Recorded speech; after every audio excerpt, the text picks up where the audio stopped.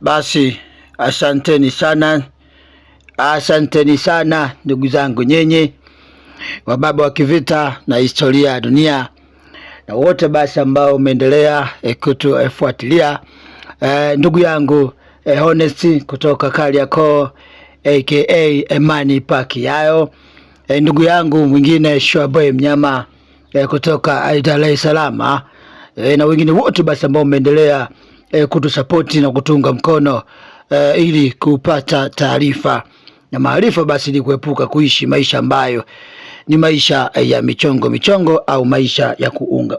Ni mimi Mpoki Buya Kamina Mwandagazi. Tupo kama hatupo, lakini tulikuwepo huko tutokako, basi ni amani kama mbinguni, lakini amani hiyo iko mbinguni peke yake.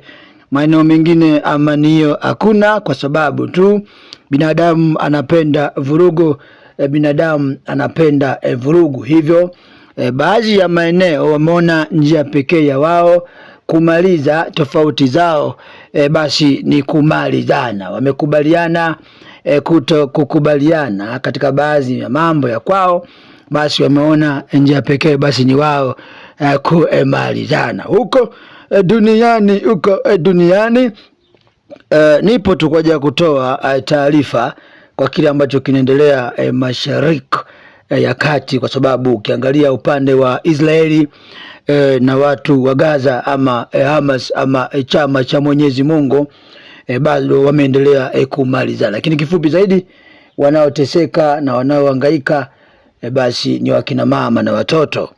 Mpaka sasa idadi imepanda ghafla, wamefika watu 35,000 watu waliokufa mpaka sasa tangu mtikisiko huu, tangu mtafaruko huu, tangu sitafahamu na sintofahamu hii imetokea tarehe 7 mwezi wa 10 mwaka 2023. Mpaka sasa wamekufa watu 35,000, wanaelekea 37,000.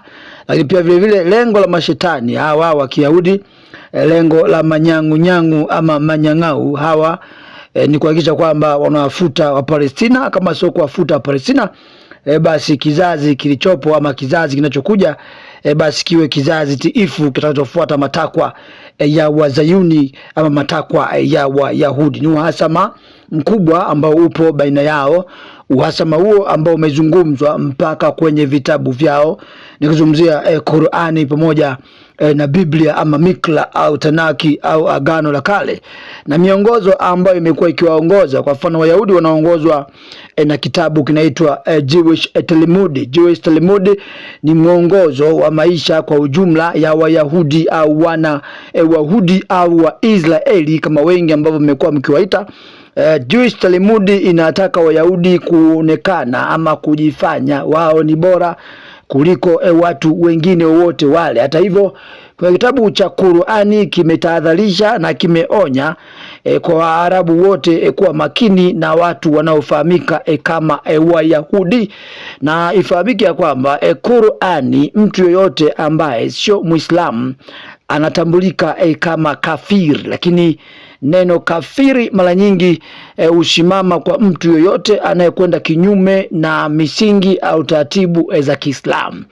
Ugomvi huu kati ya Wayahudi na watu wa Gaza umechagizwa ama kuchangiwa pakubwa pia pamoja na misingi ya kiimani ama misingi ya kidini, kwa sababu pia wakati huo watu wa Gaza ama Palestina wanapigania haki yao ya kuabudu, haki yao ya kumiliki eneo linalofahamika kama Jerusalemu yenye maana kwamba mji wa Mungu ama mji mtakatifu kama vile ambavyo Biblia inavyoelezea. Lakini wakati huo pale Jerusalemu kuna msikiti mkubwa almaarufu kama Aqsa, msikiti ambao kwa ulimwengu wa Kiislamu wanaamini ya kwamba Aqsa ni moja ya sehemu takatifu kwa Waislamu wote duniani, ukiachilia mbali Maka na Madina. Sehemu nyingine ambayo inaaminika kama ni sehemu takatifu basi ni hapo Jerusalem, ambapo nikupige.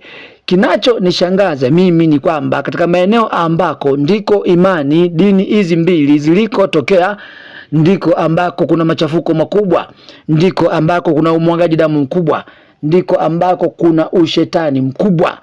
tofauti na vile ambavyo pengine tungeamini ya kwamba ambako sehemu ambako ndo chimbuko la imani ama dini zote mbili, basi ingekuwa ndo sehemu ambayo kuna amani na usalama mkubwa, ingekuwa ndo sehemu ambayo ndo kimbilio la watu wengi. Lakini watu ambao walikuwa kwanza kabisa kushika ama kuandika vitabu hivyo ambavyo wamesema ni vitabu vya Mwenyezi Mungu, angali vitabu vingine wameandika wao wenyewe na kwa vipa jina la kwamba ni vitabu vya Mwenyezi Mungu. Qur'ani imeonya ya kwamba ole wao wale wote watakaojiandikia kitabu na kudai kwamba kitabu hicho ni cha Mwenyezi Mungu kwa lengo la kujipatia riziki, kujipatia hela. Kimesema ole wao. Hata hivyo basi Mashariki ya Kati mpaka sasa baadhi ya watu wameanza kufa kwa sababu ya njaa. Ufahamu kwamba vita hivi kati ya Palestina ama Wapareshi hawa ama Wafilisti hawa, kulingana na matamko na historia ya zamani, na mtafaruko huu na Israeli kufunga mipaka, kuzuia ndege ama magari kuingia ndani ya Gaza, basi kumesababisha mgogoro ama mdodoro mkubwa wa kibinadamu, uhaba wa chakula. Na mwisho wa siku, kumbuka Gaza ni sehemu yenye kilomita za mraba 365, lakini moja the most populated area duniani, ina watu karibia milioni 2. Sasa watu milioni 2 ambao wamefungiwa mipaka yao wamejikuta wakiingia katika janga la njaa, uhaba wa chakula, starvation and hunger. Wanasema mwisho wa siku baadhi ya watu ndani ya Palestina wanakufa kwa sababu ya uhaba wa chakula. Kwa sababu ya uhaba wa chakula watu, idadi imefika kubwa sana, sababu watu karibia 757,000 ndani ya Gaza wapo katika hali mbaya ya kufa ama ukosefu wa chakula. Wanaishi katika mazingira ambayo ni ya shida sana. Tumeona yako matruck na matruck, malori na malori, magari ya aina tofauti ambayo yako ndani ya Gaza yakisubiri kuingiza chakula kwa watu wa Gaza, lakini bado Israeli ama Myahudi huyu wa michongo amegoma kufungua mipaka. Amesema mpaka watu wanyooke na watu wajifunze kwamba asije akatokea mjinga yoyote yule, asije akatokea mpuuzi yoyote yule ambaye akaja akaichokoza tena Israeli kwa kuua Wayahudi. Lengo kubwa wanachokifanya Wayahudi ni kufundisha adabu, kuwafundisha adabu watu ambao pengine wamekuwa wakicheza na maisha ya Wayahudi. Mwisho wa siku Benjamin Netanyahu, bibi huyu ambaye katika ulimwengu wa Kiislamu wanamtambua kama ndo gaidi namba 1 duniani, ndo most wanted, wanamwombea kifo muda wote yule. Benjamin Netanyahu amekaza, ama sio amekaza, lakini Israel wamekaza zaidi. Wanaoteseka na kuumia ni wakina mama na watoto na wazee, basi ambao wamebahatika kuendelea kuwepo na wanaoteseka katika ukanda huo wa Gaza. Kwa kifupi ni kwamba hali ni ngumu, hali sio nzuri sana, na ukizingatia ya kwamba mpaka sasa Marekani amejaribu sana kupeleka huduma mbalimbali, kuangusha tani karibia 30 kwa kupitia parachuti moja ya kimataifa na mashirika ya haki za binadamu, mashirika ya msaada mwekundu na baadhi ya wachuuzi ama watafiti ama wanasiasa mbalimbali wamesema wazi kabisa kitendo cha Marekani kuangusha chakula kwa kutumia parachuti ndani ya Gaza ni wazi kwamba ni katika mazingira ya kufeli, kwamba Marekani amefeli. Yani Marekani ameshindwa kuishawishi Israeli kwamba ikubali chakula kiingie ndani ya Gaza, isipokuwa mpaka kutumia parachuti. Hatua hiyo ni hatua mojawapo kubwa ya kufeli. Hata hivyo bado Hamas inasemekana pia hata wao hawakupiga mahesabu yao vizuri kipindi wanafanya tukio lile tarehe 7 Oktoba 2023. Hawakujua matokeo yake, hawakujua kama hali itakuwa mbaya kiasi hiki. Hata hivyo anayetaka achoki, hata akichoka atataka tena. Vikao mbalimbali wameendelea kukaa huko Katari, Ufaransa na baadaye Cairo kuhakikisha basi mazungumzo yanaendelea, ili basi usitishwaji wa vita ama usitishwaji wa mashambulizi uweze kufanyika, ili pengine raia wa Gaza wapate kuishi na kufurahia maisha kama watu wengine. Lakini kauli ambayo amezungumza bibi Benjamin Netanyahu, amesema wazi ya kwamba wao hawataondoa vikosi vyao ndani ya Gaza mpaka wakamilishe malengo ambayo wamejiwekea kwa kipindi kirefu, kwa sababu lengo kubwa la Benjamin Netanyahu aka bibi huyu Ulimwengu wa Kiislamu unamtambua kama ndo gaidi namba 1 duniani. Amesema hana mpango wowote wa kupeleka ama wa kuondoa vikosi ndani ya Gaza isipokuwa mpaka pale malengo yatakapokamilika. Malengo makubwa ambayo wengi mnafahamu na msiofahamu ni kwamba wanataka kuhakikisha kwamba Hamas hawapo tena, Hamas wasiwepo tena, Hamas wasiwe na nguvu tena, Hamas wasiwe ni sehemu ya watu ambao wanatawala Gaza mpaka watakapoondolewa wote. Malengo mengine basi ambayo Myahudi wa michongo alipata kuyatamka hadharani, alisema wazi kabisa kwamba ni mpaka pale ambapo watahakikisha mateka waliobaki 132 wamekombolewa. Hata hivyo Hamas ama aka chama cha Mwenyezi Mungu waisema wazi kabisa kwamba hatuwezi kuachia mateka. Waligoma, waitaka Israeli kwanza ahakikishe ameondoa wanyankela wake ndani ya Gaza. Waitaka Israeli ahakikishe kwamba ametoa vikosi vyake vyote na amesitisha mashambulizi na waachie karibia wafungwa 10,000, na pia vile vile Israeli ifanye marekebisho ya uharibifu mkubwa ambao umefanyika ndani ya Gaza na mambo mengine kadha wa kadha. Lakini Myahudi huyu wa michongo amesema hapana, haiwezekani na hatuwezi kufuata hivyo na hatuwezi kufuata kile ambacho Hamas wanafanya.